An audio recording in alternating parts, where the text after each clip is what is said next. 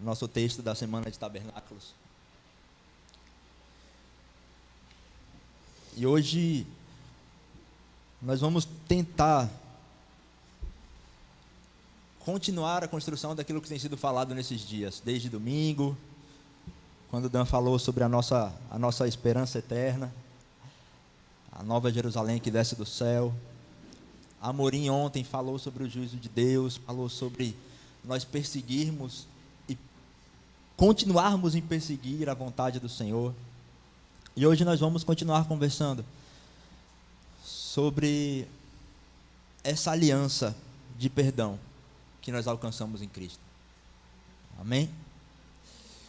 Todo mundo abriu? Hebreus 10? Quem não abriu, diga a escola bíblica. É para Juninho ouvir, para a gente fazer logo a escola bíblica. Todo mundo achou? Juninho não precisa não, viu? Amém? Hebreus 10, a partir do versículo 11. Vai dizer assim: dia após dia, todo sacerdote apresenta-se e exerce os seus deveres religiosos. Repetidamente oferece os mesmos sacrifícios que nunca podem remover os pecados. Mas quando este sacerdote acabou de oferecer para sempre um único sacrifício pelos pecados, assentou-se à direita de Deus. Daí em diante, ele está esperando até que os seus inimigos estejam colocados como estrado sobre os seus pés. Porque, por meio de um único sacrifício, ele aperfeiçoou para sempre os que estão sendo santificados. E o Espírito Santo também nos testifica a esse respeito. Primeiro ele diz: esta é a aliança que farei com eles depois daqueles dias, diz o Senhor. Porei as minhas leis em seu coração e as escreverei em sua mente. E acrescenta: dos seus pecados e iniquidades não me lembrarei mais. Onde esses pecados foram perdoados, não há mais necessidade de sacrifício por eles. Amém? O escritor de Hebreus, ele vai fazendo toda uma construção, né? Como a Amorim disse ontem, ele vai falando sobre Cristo como sendo sacerdote, como sacrifício perfeito que ele fez uma vez por todas. E aí ele vai falando sobre essa aliança, e nós chegamos aqui nessa parte do 10 em que ele começa a misturar tudo que ele falou anteriormente. Nesses versículos que a gente leu, ele junta o que ele já falou no 8, no 4, junta o que ele falou no 9 e amarra tudo isso com um sentido só. E qual é esse sentido? O primeiro sentido é que... E ele já começa batendo na gente nesse primeiro sentido, né? O primeiro sentido é quando ele fala assim: olha, os sacerdotes, eles entravam no templo e eles ofereciam seus rituais, faziam suas ofertas, seus ritos, mas elas não eram suficientes para apagar o pecado, porque eles sempre tinham que repetir. Então a primeira coisa que eu queria fazer com vocês, que eu queria falar com vocês, é uma coisa que talvez possa deixar você um pouquinho triste, mas tem uma boa finalidade. O que eu queria dizer para você é que não tem nada que você possa fazer que vai fazer Jesus perdoar os seus pecados. Porque perdão não é algo que se merece. Perdão é algo que se aceita e se recebe de bom grado. A gente não é perdoado dos nossos pecados porque eu sou mais bonito. Porque se fosse assim, coitado de Wesley. Mas nós somos perdoados dos nossos pecados porque Ele é perfeito. E só cabe a Ele nos perdoar dos nossos pecados. A única coisa que a gente tem que fazer, a única coisa que a gente pode fazer é simplesmente nos render.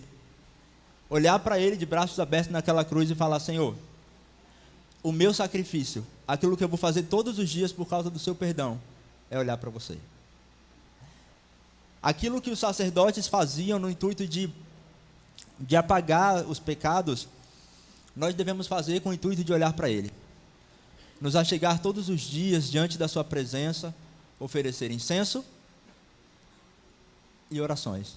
Incenso e orações. Quando a Bíblia fala aqui, nessa parte de Hebreus, que o que eles faziam não era capaz de perdoar pecado, a Bíblia não está falando dessa parte. A Bíblia está falando dos sacrifícios, da morte de animais, dos animais que eram sacrificados, imolados, sangue aspergido, e por aí vai. A Bíblia não é contra isso. O que a Bíblia está dizendo é que, como falou nos capítulos anteriores de Hebreus, é que existe um sumo sacerdote que ofereceu uma oferta perfeita. E de uma vez por todas, ele perdoou os nossos pecados. Então vamos lá, se ele já perdoou os nossos pecados de uma vez por todas, tem alguma coisa que a gente possa fazer para ele perdoar nossos pecados? Já perdoou. A grande questão e o que muitas vezes nos escraviza é essa consciência de que os nossos pecados já estão perdoados. É isso que muitas vezes nos prende. Obrigado, viu? Quando você casar, o marido é seu.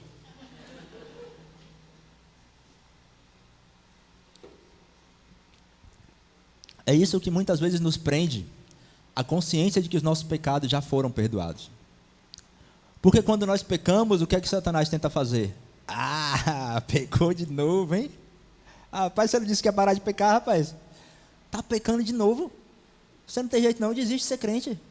Desiste desse Jesus. Amaldiçoa o seu Deus e morre. Sabe? Porque ele tenta tirar de nós a consciência de que nós já fomos perdoados. Ele tenta, dentro de nós, falar, opa, você não tem mais jeito. Cristo tem que morrer de novo para você ser perdoado, porque você não tem mais jeito. E aí o texto vai continuar dizendo que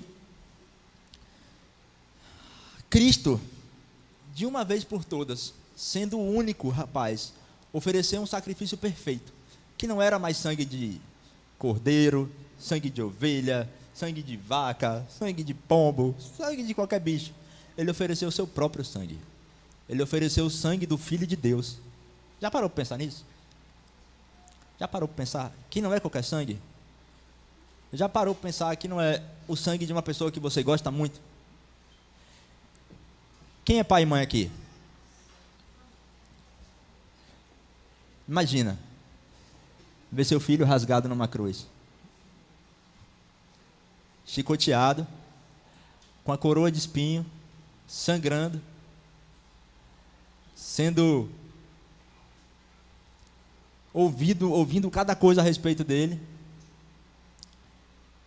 e mais ainda sabendo que seu filho não fez nada para estar ali. Agora imagina, quando esse filho vence a morte, e a Bíblia diz que ele venceu a morte e que ele fez tudo isso pela obediência que ele teve, pela submissão que ele teve, por isso ele conseguiu vencer a morte. A Bíblia diz que depois disso, depois de ter oferecido esse sacrifício, ele entrou onde Deus estava, e hoje ele está sentado à direita de Deus. Agora sim, eu posso imaginar Deus falando assim, ah filhão, você venceu, e por causa de você, olha quantos podem chegar comigo também. Por causa daquilo que você venceu, olha quantos podem entrar. Porque se não fosse você, ninguém poderia estar aqui comigo. Mas obrigado, filhão, porque você foi obediente. Mesmo que tenha sido até a morte, e morte de cruz. Sabe, e aí começa a transformar a nossa história. Aquilo que eu falei agora há pouco, que você não pode fazer mais, que você não pode fazer nada para seus pecados serem perdoados, já começa a entrar um fio de esperança. Porque você pode aceitar. Já é algo. Mas é algo que não depende de você. É algo que não depende de você. Amém? E aí o texto vai continuar. No versículo 15 dizendo, o Espírito Santo também nos testifica a este respeito. A que respeito? De que os nossos pecados foram perdoados. Porque o sumo sacerdote, de uma vez por todas, ofereceu um sacrifício perfeito. E o que é que o Espírito Santo diz? Versículo 16. Esta é a aliança que farei com eles depois daqueles... A aliança vai ser feita quando? Hoje? Segundo o texto, tá, gente? O texto fala depois daqueles dias. Então, tinham alguns dias que deveriam acontecer para que a aliança pudesse ter efeito, né? Davi Garrido falou um pouco sobre isso ontem, leu esse texto ontem, o Amorim também falou. E eu queria que a gente olhasse essa promessa dessa aliança, onde ela está registrada. O escritor de Hebreus pegou um emprestado lá do livro de Jeremias e colocou aqui. Então, bora lá para Jeremias. Vamos lá para Jeremias 31.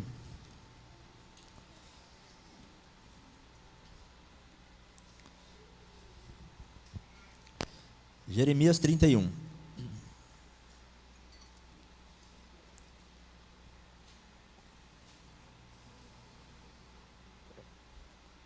Todo mundo achou? Calma, apressada. Jeremias 31. Eu que nasci de 6 meses, foi você não. Jeremias 31. Eu tenho que pescar aqui. Jeremias 31.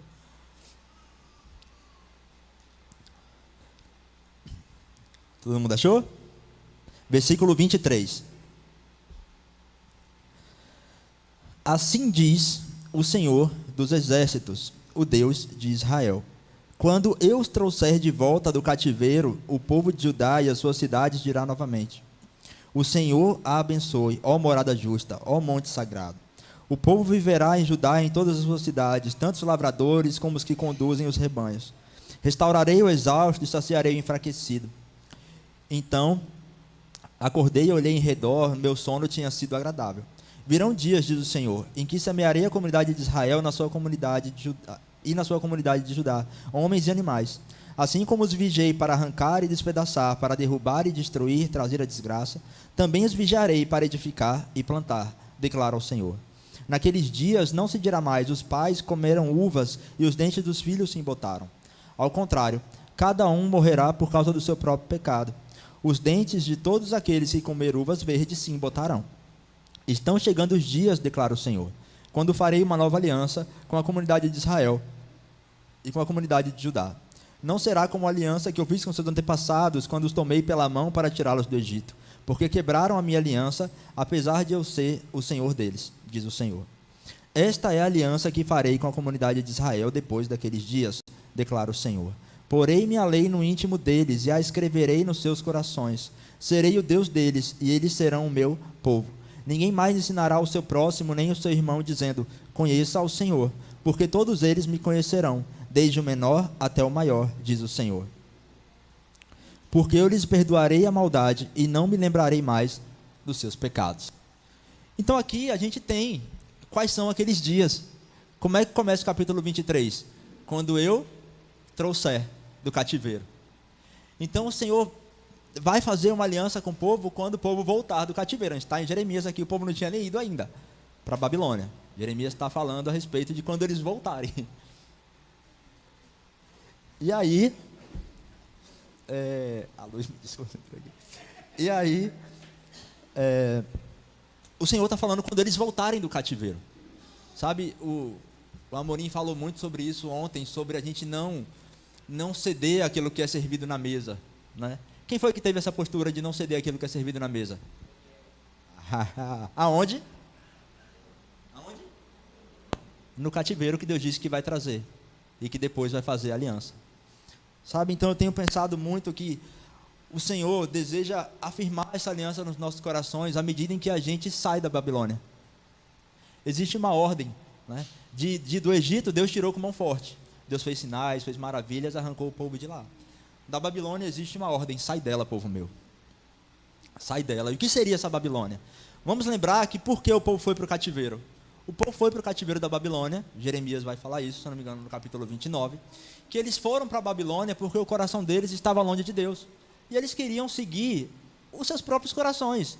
Então disse assim: vocês querem seguir seus próprios corações? Vão para a Babilônia. Lá vocês podem fazer isso à vontade. Siga o coração de vocês. Vão lá e sigam o coração de vocês. E o povo vai para a Babilônia. E chega na Babilônia, existem alguns que não querem seguir o próprio coração, que querem continuar seguindo o coração de Deus, mesmo no meio da Babilônia. E um desses foi aquele que perseverou a tal ponto de chorar pelo povo e Deus falar: opa, verdade, já está cumprindo os 70 anos que eu disse através de Jeremias. Então, ei, Daniel, continua orando porque está na hora de voltar. E depois de Daniel vem Esdras e Neemias, eles fazem o caminho de volta e voltam para Jerusalém. E eles experimentam a palavra da aliança do Senhor. Esdras e Neemias reencontram a lei, eles leem diante do povo e eles afirmam ali toda a aliança mais uma vez. Então eu queria dizer para vocês que uma maneira de nós tomarmos posse dessa aliança de perdão é no nosso coração, aceitando todo o sacrifício que o sumo sacerdote já fez, é nos rendendo a esse sacrifício e sabendo que a nossa vida pode ser vivida independente da Babilônia. Sabendo que se olharmos para Ele, nós conseguimos viver a nossa vida da maneira que Ele deseja. E nós iremos cumprir o sai dela, povo meu. Porque iremos viver a oração de Jesus quando Ele disse: Pai, peço que você não os tire, mas que você os livre. Peço que por mais que eles estejam nesse lugar, eles possam ter os olhos fixos em mim. Sabe por quê, Pai? Porque eu já perdoei os seus pecados. Porque não tem mais acusação. Porque não importa o que eles fizeram no passado, eu lancei do mar de esquecimento e deles não me lembro mais, diz o Senhor. Isso nos habilita a, por mais que tenhamos vivido coisas estranhas nesse meio Babilônia, a sairmos dela e olharmos para Ele. porque ele prometeu que quando eles saírem da Babilônia, eu vou fazer essa aliança. Muitas vezes nós, como eu falei, nós vivemos presos pelo jugo de Satanás, que tenta lançar no nosso coração: você ainda peca. Enquanto, na verdade, a solução para isso está olhar para Satanás e falar: sim, eu ainda peco, mas eu sei que o meu Redentor vive e que por fim se levantará em meu favor. Eu sei que meu Redentor vive, por mais que meus pecados sejam tão grandes. A Bíblia diz que Ele me tira do lamaçal do pecado e me coloca sentado no meio de príncipes. Sim, eu ainda peco, mas eu sei que estou caminhando para me tornar a estatura do varão perfeito, não somente em mim mesmo, mas através do corpo. E que por isso eu posso experimentar uma realidade eterna, aqui e agora. Sim, Satanás, eu ainda peco, mas você não tem poder mais sobre mim, porque eu não estou preso debaixo da lei, do jugo do pecado, mas do Espírito da vida. Por quê? Porque olhamos para Ele. Satanás tenta nos envergonhar com a acusação de pecado. Nós envergonhamos Satanás com a acusação contra o escrito de dívida que já foi rasgado contra nós. Satanás lança palavras para nos fazer parar. E nós anunciamos a palavra do Senhor contra Satanás para derrubar os gigantes que existem dentro de nós. Sabe, Jesus, ele não estava atrás de pessoas que nunca fossem pecar, que fossem perfeitas. Eles estavam atrás de pessoas que reconhecessem que Ele é perfeito. Tá, mas espera aí, Maurício. Agora está ficando estreito. Então você está falando que eu posso continuar pecando, Maurício? Vou falar que nem Paulo. Claro que não. Claro que não. Mas Paulo diz que escreve essas coisas para que, se pecar, sabeis que tenho no céu um advogado, um intercessor que é fiel e justo, e que nos perdoa das nossas fraquezas, e que, assim como Ele está assentado nas regiões celestiais, Ele nos puxa para junto dEle, e nos coloca também assentado nas regiões celestiais com Cristo, onde nós podemos viver toda a realidade eterna aqui e agora, onde nós podemos com Cristo viver o reino na sua expressão máxima, ansiando nos nossos corpos pelo dia da sua vinda, porque nós vamos experimentar uma gotinha, um pouquinho daquele dia que virá, e isso fará o nosso coração queimar, e fará a gente olhar para a sarça que não se consome nos olhos de Cristo e falar: uau! E aí Satanás vai virar para a gente e perguntar assim: seus pecados? Está na cruz, queridão. Está na cruz.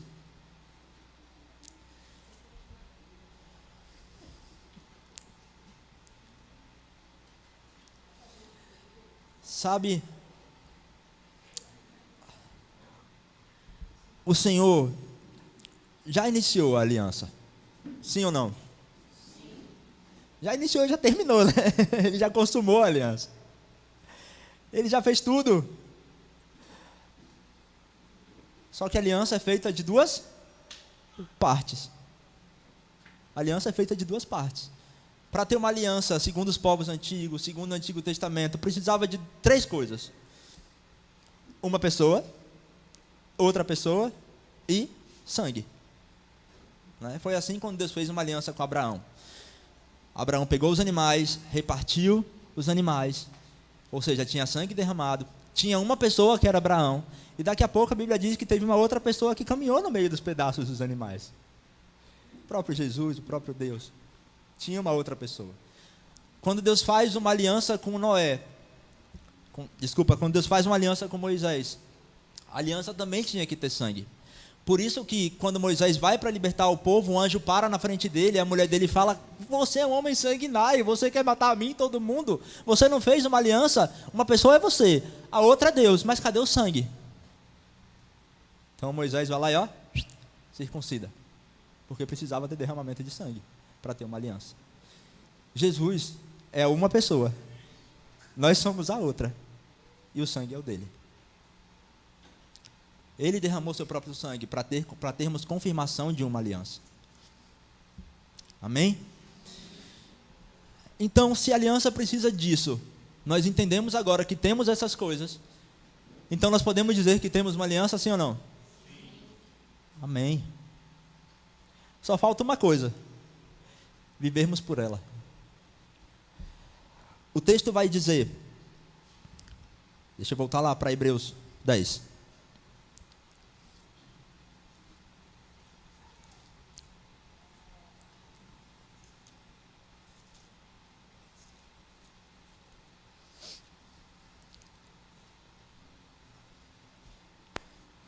sobre essa aliança, o texto vai dizer, tanto Hebreus 10 como Jeremias 31, que o Senhor escreve a sua lei no nosso íntimo, na nossa mente, e coloca os seus pensamentos no nosso coração. Porque o que o Senhor deseja? Deseja que os nossos pensamentos sejam tomados pelos termos dessa aliança. Deseja que tudo aquilo que a gente faça seja regido não por uma lei exterior. Deuteronômio 4 vai dizer, olha, obedeçam à lei do Senhor, para que os outros povos ao redor olhem e vejam que vocês têm uma lei boa, que vocês têm uma lei que vale a pena ser observada, mesmo sendo exterior. E aqui agora nessa aliança o Senhor fala que escreverá dentro do nosso coração. Se a lei que é externa e que os povos ao redor já podem dizer, opa, que lei, hein? Que Deus! Quanto mais se obedecermos à lei que Ele colocou no nosso coração. Paulo vai chamar essa lei de lei do Espírito e da vida. Vamos abrir comigo em Romanos 8?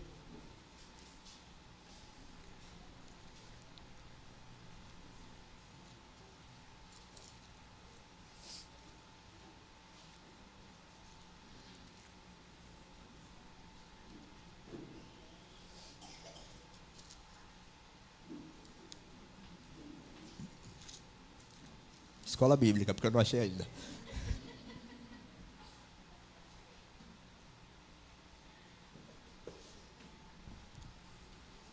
Romanos 8. Portanto, agora já não há condenação para os que estão em Cristo Jesus, porque por meio de Cristo Jesus, a lei do Espírito e da vida me libertou da lei do pecado e da morte. Porque por meio de quem? Vou só listar 3 aqui. Mateus 9:6, Marcos 2:10, Lucas 5:24.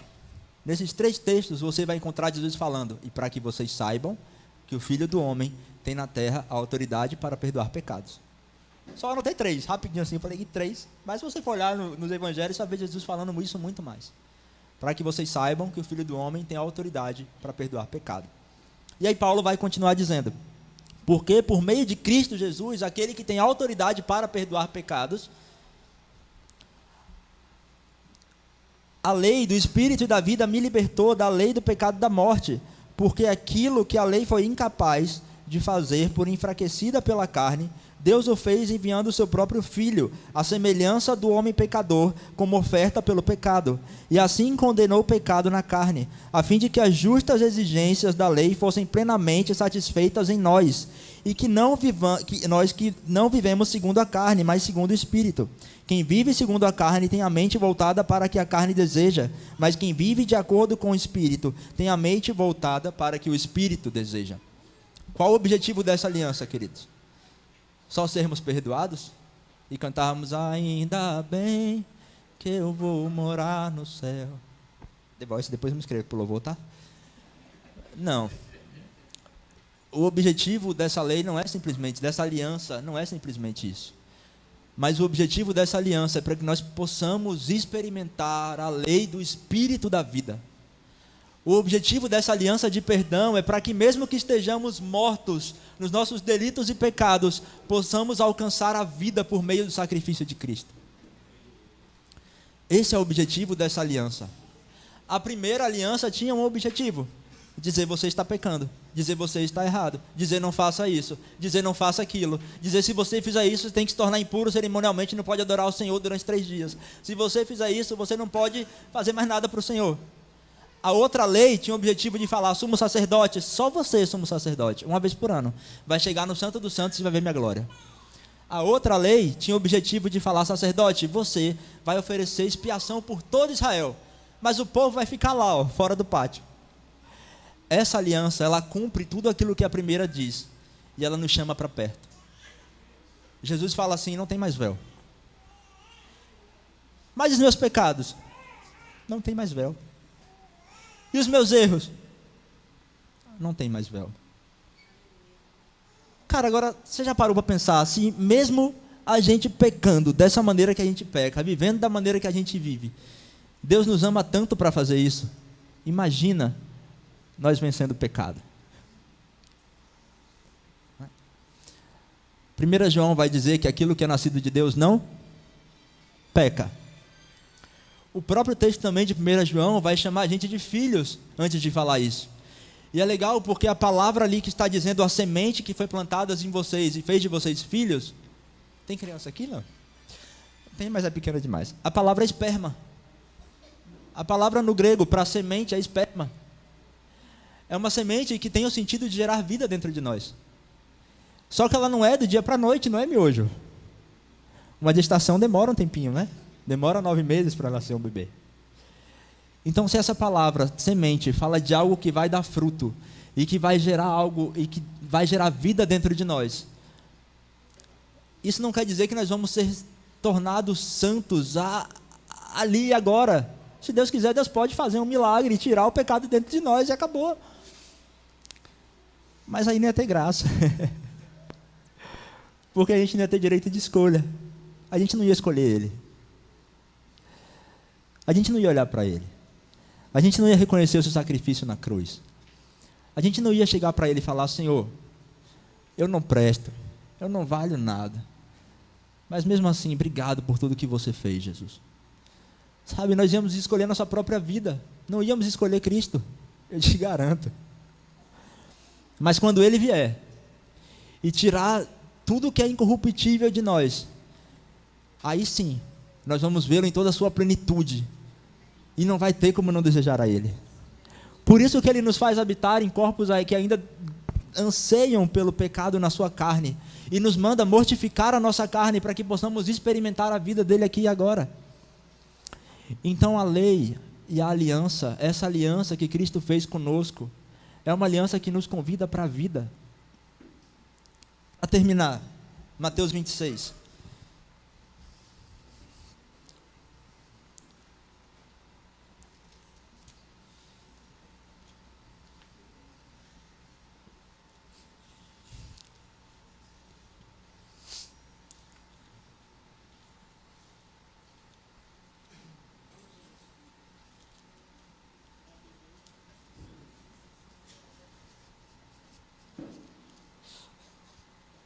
Siga-me. Ele é bebê, mas siga-me.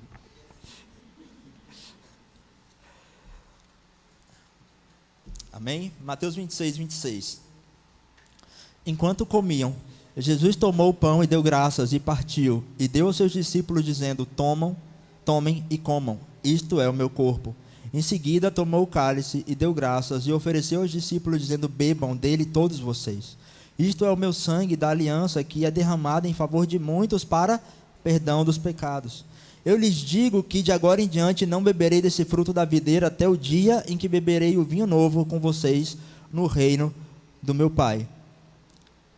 E aí Mateus traz essa parte que eu amo. E depois de terem cantado um hino, saíram para o Monte das Oliveiras. Mateus traz essa sacada no final. Eles acabaram de fazer uma aliança. Uau! Os discípulos falaram: Jesus, você vai morrer, porque seu sangue vai ser derramado. É triste. Mas nós vamos viver a vida com você. Jesus, você não vai estar mais aqui, porque você vai morrer. Mas o próprio Jesus traz um consolo para os discípulos naquela mesma hora. Mas eu não beberei do fruto da vinha novamente até que eu venha. E ele começa a consolar os discípulos, dizendo: eu vou voltar. Eu vou voltar. E eu quero encontrar fé na terra. Eu quero achar vocês aqui. Por isso que a minha aliança é para perdão dos pecados. Porque eu quero santificar vocês. O texto de Hebreus diz que esse sacrifício que ele fez santifica, está santificando aqueles que foram alcançados por ele. É um processo. É um processo. É um processo que só depende de nós falar: Senhor, nos lava com seu sangue. Hebreus 4 vai dizer que por esse sacerdote ter feito essa oferta de uma vez por todas, nós temos em Cristo a liberdade de nos achegar ousadamente ao trono da graça. Nós lemos Romanos: não há condenação nenhuma para aqueles que estão em Cristo Jesus. Não há condenação nenhuma. Não há nada que possa parar você. Vira para a pessoa que está do seu lado e diz para ela assim: não há nada que possa parar você. Não há pecado que possa te parar. Você é livre. Você é livre. Você é livre.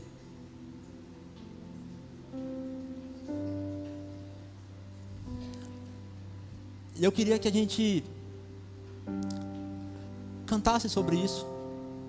Depois dessa aliança, eles cantaram um hino e foram para o Monte das Oliveiras. O Monte das Oliveiras foi onde Jesus foi prensado, até que dele saísse azeite misturado com sangue de tanta angústia que estava no seu coração. Foi no Monte das Oliveiras que ele falou assim: ah, Senhor, se possível, afasta de mim esse cálice. Mas depois da aliança eles cantaram um hino. Jesus sabia o que ia acontecer. Jesus sabia. E o que ele resolve fazer? Cantar um hino de ações de graças. Ele resolve cantar um hino dizendo: Senhor, Pai, se possível, afasta de mim esse cálice, mas que não seja feita a minha vontade, mas a sua. Então eu queria convidar você a ficar de pé, se ajoelhar, plantar bananeira, subir na parede, no teto. Como diria Cirilo, se subir no teto deixa a gente mais perto de Deus.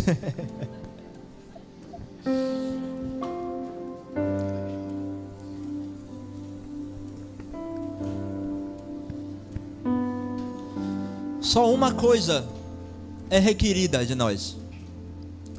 Amorim falou sobre isso ontem. Que a gente se arrependa. E que a gente reconheça que, Senhor, eu sou um miserável, Senhor. Sou um miserável. Mas o Senhor, por meio do Espírito e da vida, me chama para perto de você. Diga isso a Ele. Diga isso a Ele. Diga o que tem no seu coração. Davi, nos Salmos, ele pede perdão a Deus pelos pecados que ele conhece e pelos inconscientes. Eu nunca fiz isso na vida.